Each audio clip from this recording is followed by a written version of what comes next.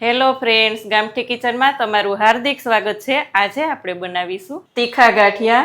આ તીખા ગાંઠિયા એટલા ટેસ્ટી બને છે ફ્રેન્ડ્સ કે વારંવાર તમને બનાવવાનું મન થશે અને ફરી પાછા એટલા સરસ કડક થાય છે અને સોફ્ટ પણ એકદમ થાય છે અંદરથી અને 10 જ મિનિટમાં બની જાય છે। તો ચાલો આપણે જોઈ લઈએ અને કેવી રીતે બનાવવા।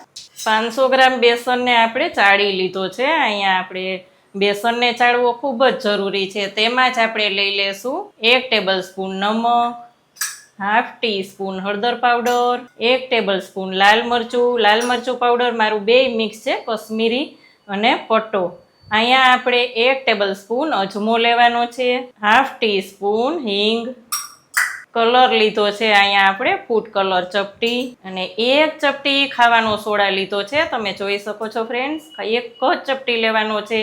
તેમાં આપણે લઈ લેશું 1 લીંબુનો રસ અને 1 ટેબલસ્પૂન તેલ લઈ લેશું। અહીંયા આપણે 1 જ ટેબલસ્પૂન તેલ લેવાનું છે, જેથી કરીને કડક પણ થાય અને સોફ્ટ પણ થાય અને બધું જ મિક્સ કરી દેવાનું છે।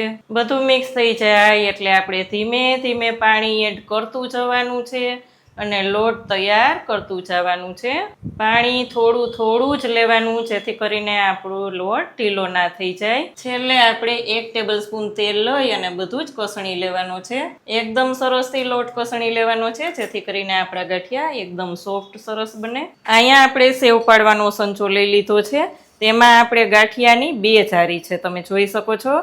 અહીંયા થોડાક જાડા કરવા હોય તો આમાં પણ કરી શકો અને પાતળા કરવા હોય તો આમાં પણ કરી શકો।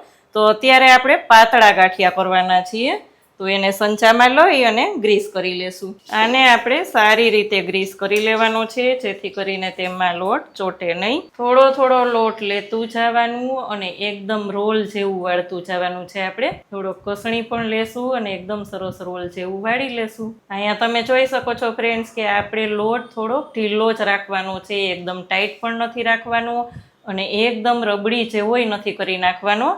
અને આપણે લોટને આ રીતે સંચામાં ભરી દેવાનો છે, જેટલો સમાય તેટલો લોટ આપણે લઈ લેવાનો છે। તેલ ગરમ થઈ ગયું છે, અહીંયા તમે જોઈ શકો છો ફ્રેન્ડ્સ, અને તેમાં આ જ રીતે આપણે સંચો લઈ અને રાઉન્ડ રાઉન્ડ ફેરવતું જવાનું ને 1 રાઉન્ડ ઊંધો ફેરવી લેવાનો, જેથી કરી અને ત્યાંથી કટ થઈ જાય। થોડા થોડા થવા આવે ત્યારે જ આપણે પલટાવવાનું છે। આ રીતે આપણે પલટાવી લેવાના છે અને એકદમ કડક થાય ત્યાં સુધી આપણે થવા દેવાના છે। સાઈડમાં આપણે ડબ્બો પણ તૈયાર રાખવાનો છે, જેથી કરીને અત્યારે ચોમાસું હોય તો ભેજ ના લાગી જાય। જેમ ઠંડા થતા જાય એમ ગાંઠિયા આપણે ડબ્બામાં ફરતું જવાનું છે। ફ્લેમને એકદમ મીડિયમ રાખશું। અહીં તમે જોઈ શકો છો ફ્રેન્ડ્સ, એકદમ ગોલ્ડન બ્રાઉન એવા આપણા ગાંઠિયા તૈયાર થઈ ગયા છે, આ જોઈ શકાય છે।